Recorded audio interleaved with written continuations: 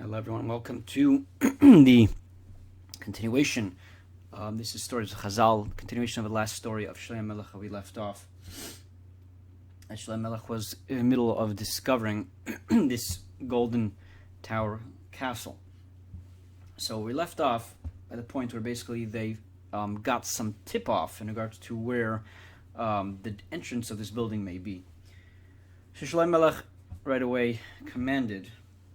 The wording that the medrash uses is that he actually decreed upon the wind to blow the earth that surrounded the building, and thereby uncovering the doorway which was hidden beneath the earth. And this apparently this doorway was very big and was made from iron, and it sort of looked burned and just run down from just the years and years that it was there for. Now he saw on the door there was a lock, and it was said on this door as follows: "It should be known upon you humans that we sat in this palace with much great pleasure for many, many years, and when the hunger came upon us, we ground our diamonds and pearls instead of wheat, because we had no wheat left. But it didn't help us. And we left over the house for the Nesharim, the Nesh that we mentioned earlier, in other words, who were living there at this point that Shlomo discovered it. And we lied on the ground, and we told the Nesharim," so I'm assuming this is before they died, they told the Nesharim, anyone that will ask you, we told these Nesharim that anyone who will ask you about this palace, you should tell them that we found it built already. And another thing, so that was the first thing that's written on this door. Another thing that's written is that no one should enter this house unless he is a Navi, a prophet, or a Melech, or a king. And if he wants to enter it, this is the way to do it. He should dig on the right side of the entrance, and he will see a box. He should break this box, and he will find within it keys, and he will open the entrance. And now he will find one doorway made of gold, and he should open that doorway and enter into it. And then you will find a gateway, a second one. And he will open it and will enter it. And they will find a third gateway after that. And he will open that and he will enter into it. And then he'll see a very beautiful building.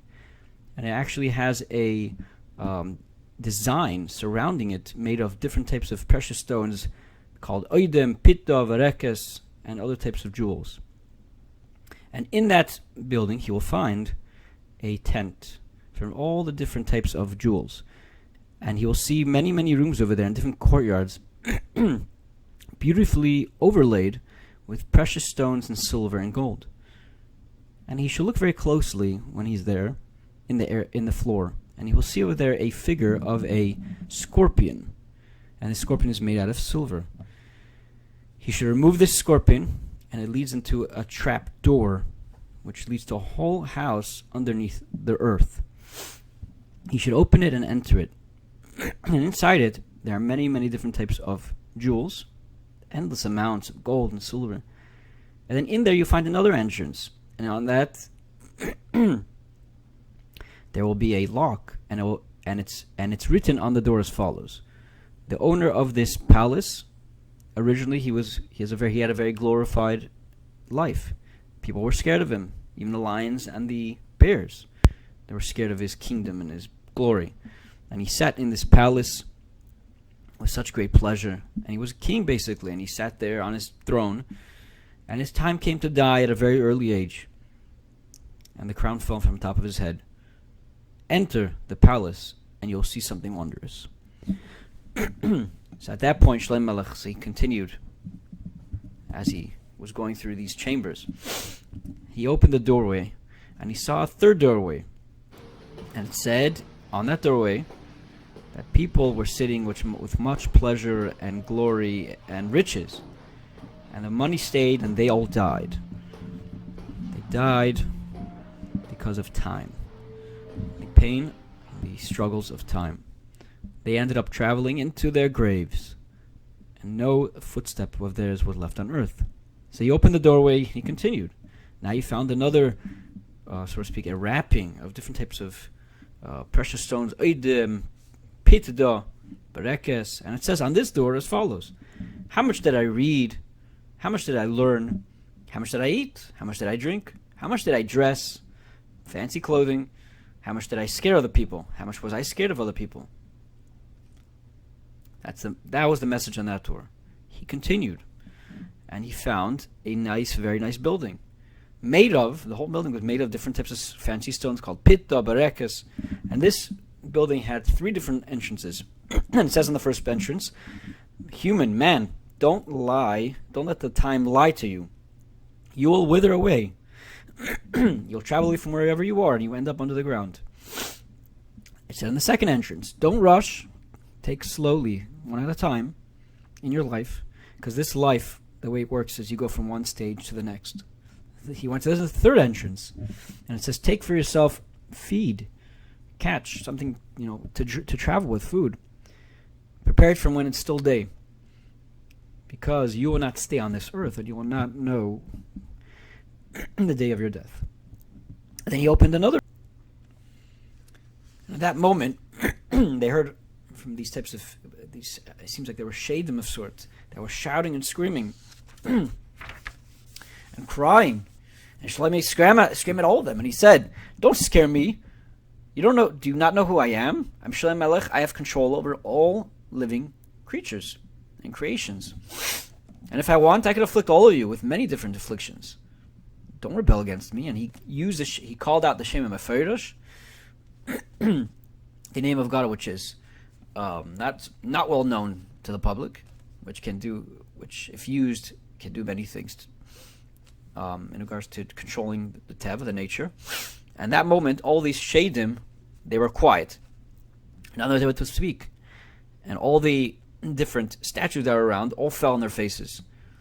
And these shadim ran away, and they threw themselves into the Yam HaGadol, the Mediterranean, so that they shouldn't fall in the hand of Shlomo. That's how scary Shlomo was.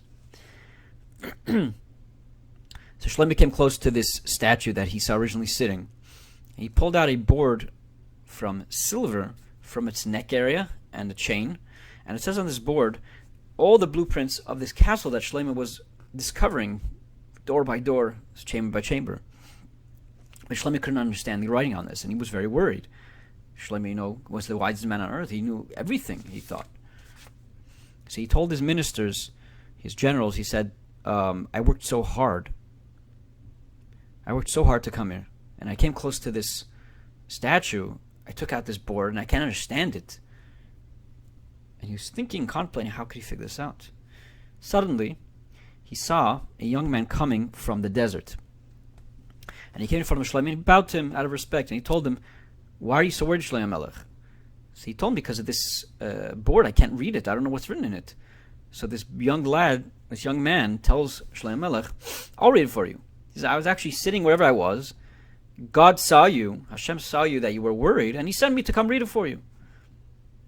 So Shlomo gave it to him. So this young man looked at it, and he was like astounded by it. And he cried, and he said, Oy Shlomo. This writing is written in Greek. And it says as follows. My name is Shaddad ben Od, the son of Od. I ruled over thousands upon thousands of countries. I rode on thousands upon thousands of horses. Thousands upon thousands of kings were under my rulership, and I killed thousands upon thousands of strong men. When the Malach HaMavos came to me, that I could not. And it continues in this letter.